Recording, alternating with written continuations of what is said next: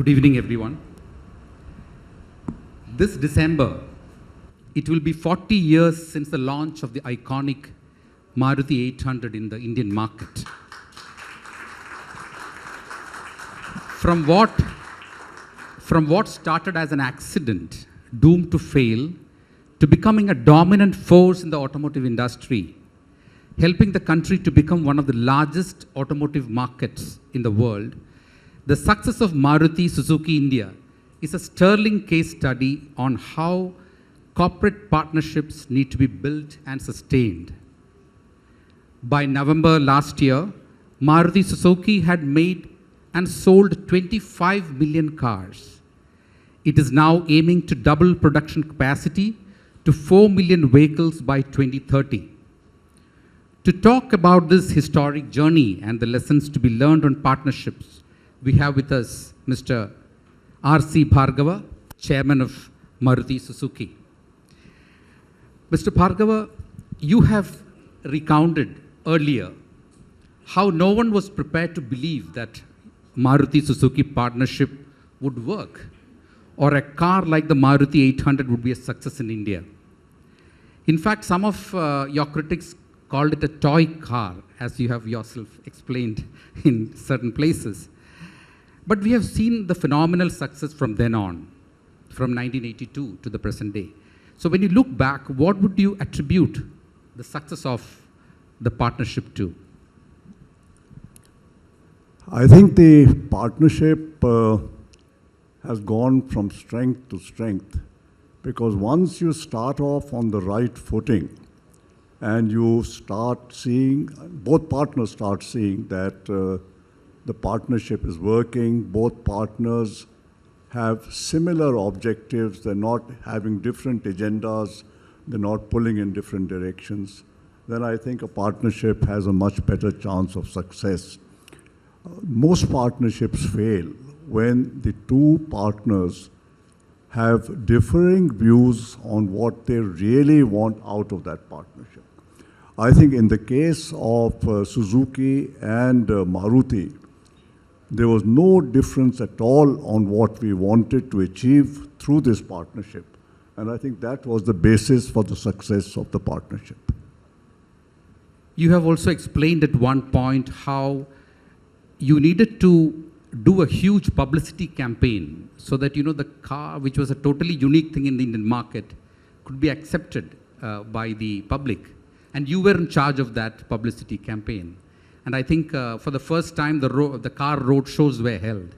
So could you take us back to those days where you really needed to make people aware that, here is something that is really workable and there's a car that is workable? At that time, people had no knowledge of what any modern car was. And ultimately, the consumers or the potential buyers of the cars were out in the country. If we just said that we are doing a car without their seeing it, the chances of success would not have been so good. So it was not that much of a publicity campaign as it was to try and let people look at the cars. And some of them actually sat and drove a little bit. And let a lot of people get exposed to it and see that we were serious about bringing this product. And that the awareness which was created by these cars going around all the major cities and being shown to people actually made people aware that there's a different technology, there's a different kind of product which performs very differently. And that is when we first got the feeling that the actual demand for the car would be way beyond what any one of us had ever thought possible. Exactly. And you yourself describe yourself as a technocrat who sort of landed up in a corporate job. When you look back on these so many years you have been with, Maruti, what is that which gives you the most satisfaction? Is it in terms of, the new product launches? Is it on sustaining these partnerships? Personally, of course, the success of Maruti, the creation of a major industry. Today we are the third largest car consuming country in the world today. And I think that's obviously a matter of satisfaction. But I think what has given probably the greatest satisfaction is the fact that Maruti has enabled a huge number of people in different walks of life to better their living standards, to better their family prospects, to better the prospects of their children. Our own workers, for example, are now today all income taxpayers. 80% of them have cars. Their children are employed with consulting companies and MNCs and things. That is the kind of thing, I think, which gives much greater satisfaction than anything else. Along with that, I think the experience in Maruti has led me to understand actually why Japan became such a powerful manufacturing country after the war. What made the difference? What has made the difference actually in Maruti, because of which we have become so different from, I would say, any company in India in the manufacturing sector, and which I believe is something which holds a great deal of promise if industrialists in India are really wanting to grow their companies and not their personal wealth. Okay, that's a good point. In fact, you have been a very ardent critic of the way that reforms had been slow over the years, but maybe that has caught some momentum. But we still have the manufacturing sector poised around 15% of the GDP and nothing more. How do we take it forward? I mean, the target is 25%, but that is just a target. What are the things that you could do to improve manufacturing? I think the central government has done a great deal of reform to make manufacturing much easier in India, much more competitive. But the actual fact is that the central government's role in promoting competitive manufacturing is comparatively very small. Even if they wanted to, they can't make manufacturing competitive by doing anything from the central government. The state governments have a much larger role to play because most of the interactions, most of the inputs of manufacturing are controlled by the state governments. State governments means the bureaucracy in the state government. I think one area where we need to do more reform is to look into how to create in the bureaucracy the kind of skills, the kind of expertise, the kind of understanding which will enable them to actually contribute to increasing the efficiency and the competitiveness of industry, not only industry, but it applies to agriculture, it applies to industry, it applies to health facilities, it applies to education, all areas where value added is done. I think the people in the government, the bureaucracy I'm talking about, because those are the ones who actually are permanent. And they need to develop that expertise, which means training systems need to change. And I think the posting system of people has to change so that they remain long enough in their areas of expertise to make a contribution. That is one step. The other is what I think the major part has to be played by the industrialists. The governments have only that much role in this private sector driven industrial development. And I think we have a lot which we have learned from Japan, which we can still learn from Japan, on how the system which the Japanese follow, where the promoter is more concerned about growing his company.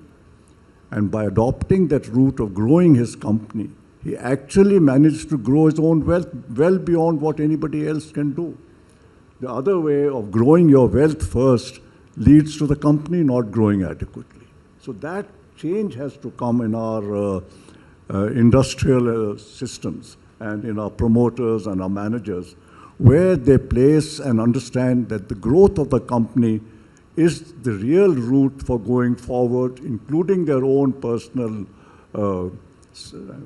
wealth and their ability to contribute to the nation and all that. You're right. In fact, the Modi government has set apart rupees 100 lakh crore over the next few years till 2025 to improve the country's infrastructure. And you have the national infrastructure pipeline, which is being talked about, and there has been some progress on it so far. Yeah. But one of the major aspects, or rather one of the major targets, has also been to get in the private investors into the whole game, because the government wanted to initiate with the public expenditure, but then which will ultimately lead into a crowding in of the private investment.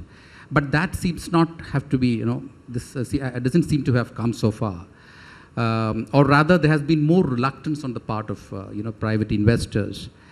Since you mentioned about private entrepreneurship, what do you think is holding back the so-called animal spirits, which are really essential to kickstart our I don't understand what animal spirit means. I've heard this phrase many times, that we must enable the animal spirits to come out. I don't know what that means, frankly.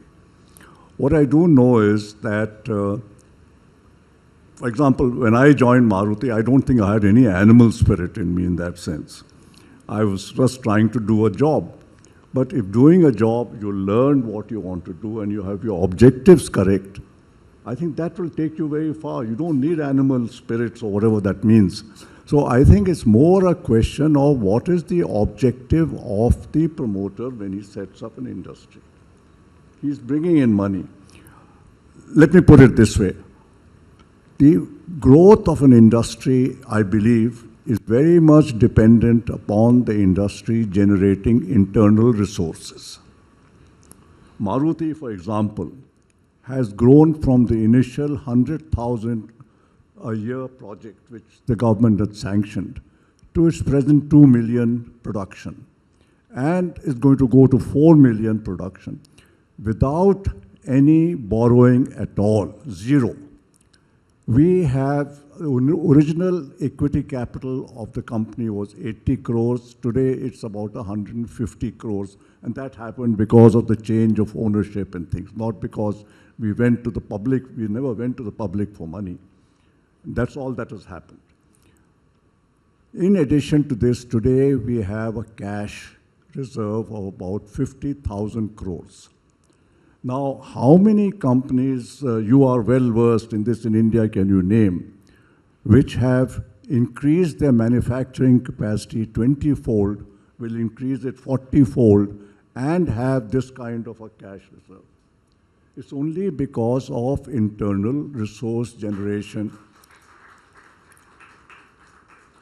frugality of management, and being aware of the need that this is money which belongs to all the trust shareholders, and we are like trustees. And conserving this money without wasting it and using it to expand. I think what we missed out in India, and if you look at the bulk of industry in India, very little of the growth is financed from internal resources. I think internal resources needs to become a major source of financing of industry when you say money is not coming in. Because you will not invest in R&D, you will not invest in upgrading your systems and things if it's to be from borrowed money. You have to have your own money. I think that's one key which we are missing out.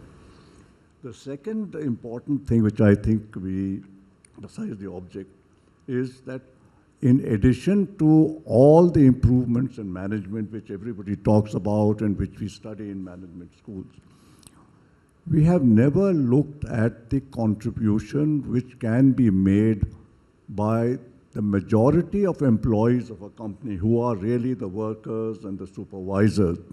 Because by working on the shop floor, they acquire through their experience knowledge of the whole manufacturing process, which no engineer, however highly educated, can ever acquire.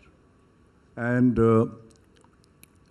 my understanding over these 40 years in Maruti is that Japan actually became the powerhouse they became, not because, well, the worker management relations was obviously one factor which was part of this. But the real factor is they tapped into the knowledge and experience and therefore the contribution which 70% of the employees who are workers could make to improving manufacturing processes. If Maruti achieved what it did, whether it is in terms of profits or internal resources, everything, it was the outcome of the workers contributing to the process improvement, to cost saving, to quality improvement.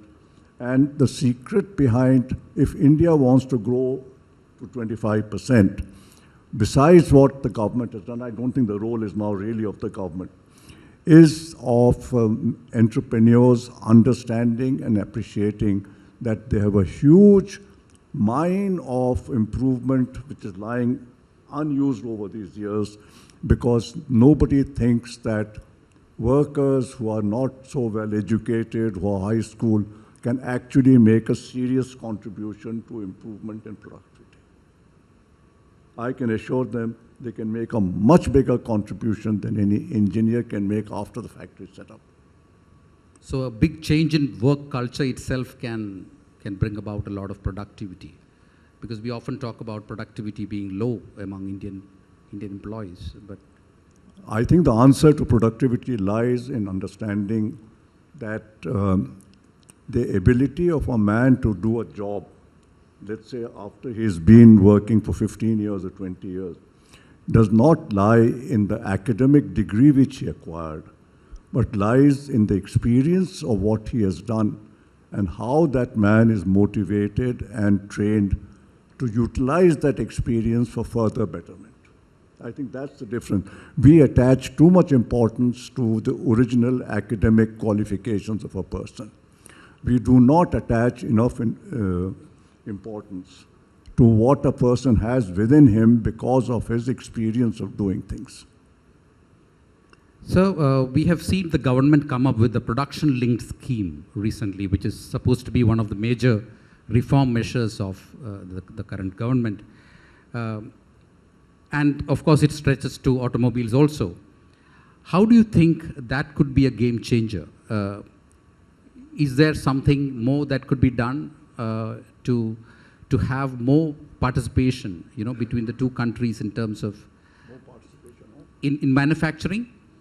The production incentive, linked incentive, how successful you think it has been? PLI scheme is a different kind of thing. It is a scheme which I think was very much required, very much the need of manufacturing in India. Because please understand that if you are importing certain things over a long period of time, there is no domestic industry. For that domestic industry to come in today's time when there is no protectionism and shouldn't be, at that time a nascent industry will necessarily have higher costs than the imported product.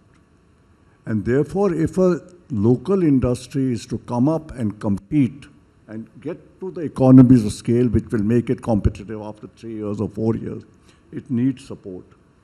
The PLI scheme has done excellently in terms of meeting this gap, which will enable local manufacturers to become as competitive as any manufacturer outside India, and to establish areas in which we are now, in a sense, import substituting. And import substituting not without reference to the cost of import substitution, as we used to do once upon a time, but import substituting in a cost-effective manner. So I think the PLI scheme is doing a great job. So Maruti Suzuki has been one of the late entrants into the EV segment, the electric vehicles. But of course, it has unveiled some plans to have 6 electric vehicles by 2030, etc. Do you think this shift to electric vehicles, what is the flip side to it? Because you have often advocated that you will be generating more carbon on the other side, because ultimately the thermal power plants are needed to generate this. How do we solve this issue? Well, firstly, I don't think we are a late entrant. The only one company in India today is doing anything significant in terms of electric four-wheelers. The others are also more or less in the same situation as Maruti is. I think we are coming in at a time when we feel that there would be a much greater understanding and awareness of what the problems are with the acceptance of, I'm talking of four-wheeler EVs in the market. Our view has always been that the carbon neutrality objective in terms of the transportation sector in the Indian environment cannot just be achieved by one technology. We have to use a series of different technologies, keep changing our priorities as different technologies develop, and find the most cost-effective method of doing this. I don't think we have quite got that mix right at the moment. But we are working on EVs, we are working on ethanol, we are working on hybrids, we are working on getting into the biogas segment, using CNG to a large extent. So we are at least practicing what we think is the right way of using multiple technologies. And I think the government has now also accepted the view that India needs to use multiple technologies to achieve its goal, and that one technology is not the only way of reaching what we want to do. We all want to get to carbon neutrality. But I think this is a new area, it's a kind of a pioneering activity, and I think we will be necessarily making changes in how we go, how policies are made, how incentives are given, what companies do. So I think the electric vehicle technology and production is one of the important ways of achieving carbon neutrality. It's not that it is not, it is very important. Also, I think we are finding now in Maruti that we will actually also have an opportunity of exporting electric vehicles to some countries. And when we start production of electric vehicles in the next financial year, we will start not only by supplying in the domestic market, but we will also start exporting electric vehicles. So in that sense also, it's an important activity. So please don't think that Maruti thinks that EVs are not important. I am fully convinced that they are important. But what I am saying is it's not the only technology which should be used. I think we need to look at and seriously consider a mix of technologies to promote EVs. For example, I'm a great believer that we need to devote much more effort and resources in developing the huge CBG production, compressed biogas production potential which we have in this country. It's enormous, but it's not moving so far. So those are things which we need to do.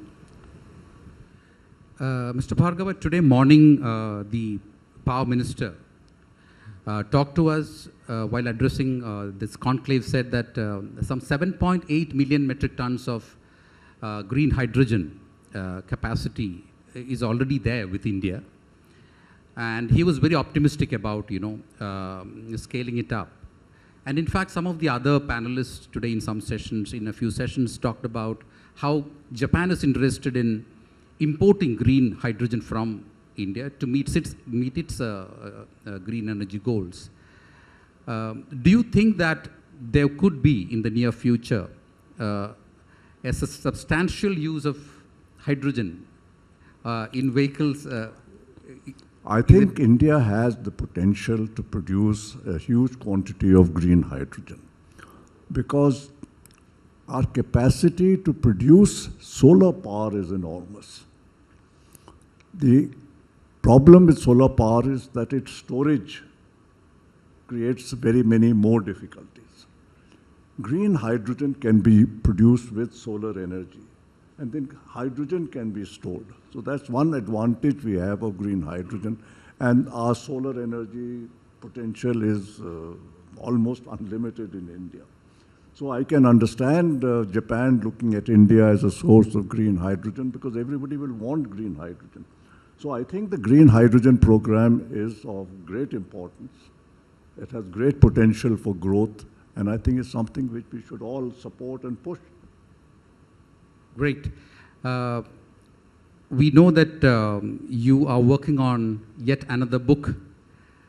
In fact, you have used the COVID period to write a book, we suppose, and you have very productively used that period, and plus you are doing another book.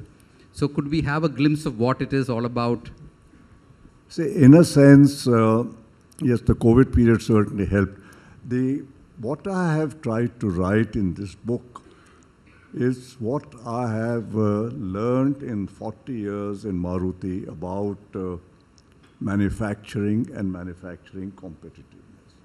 Please remember, I started from a zero base. In 1981, when I joined Maruti, I knew nothing about manufacturing or management. I have learned over these years, I've learned from the Japanese, I have tried to think about what the Japanese do and why they do.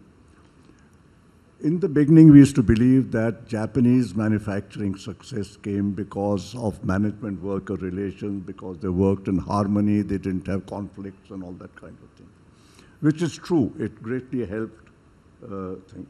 But gradually, over the recent years especially, I came to realize that it's just not the management-worker relations which led to the improvement. The worker-management relations were developed that way to create the motivation and the incentive amongst the workers so that they understood that their future, the future of the families, the future of the country would depend on them and how they contributed to making the manufacturing process in Japan far more competitive. That was based on the understanding, what I said a little while earlier, that workers in a manufacturing undertakings, not only in manufacturing, in many areas, whether it's hospitals or everywhere else, the knowledge of the people below the well-educated management class is enormous. In Maruti, for many years now, 15, 20 years, we implement several 100,000 suggestions a year which emanate from the workers and which are implemented to improve processes in the company.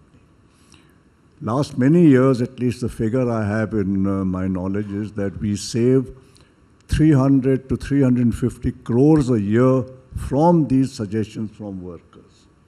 And these improvements are cumulative. They build on each other because they are in the manufacturing process. They're not one-time improvements. And this is what has actually been the basis of the competitiveness of Maruti, the fact that we make quality which is accepted world over. Today we are exporting everywhere. We are looked upon as a source of exports by Suzuki, by Toyota. They are exporting cars made by us, and which has been the reason why we could accumulate so much internal resources and expand our production. So what I am trying to say in this book is that please understand that every management, if it really wants to become excellent, must realize the value of the resource which they have in their company. It's the skill of the management and how they can get this resource actually utilized, which means training of the workers, motivation of the workers, creating the kind of environment in which the workers are motivated to give their best to run the company. That is what I'm trying to convey through this book. And is the title of the book a secret, or you can reveal it? The title? Yeah. I think the book is going to be called Impossible to Possible. Wow, I think it sums up your life and career also. And I think it has a subtitle which says, The Incredible Success of Maruti and the Lessons for India. Excellent. We all look forward to it. On that note, thank you so much, Mr. Bhargava, for agreeing to be with us and spending your time with us and giving your valuable lesson to us. Truly, Thank you. ideas can come Big from round any- of applause.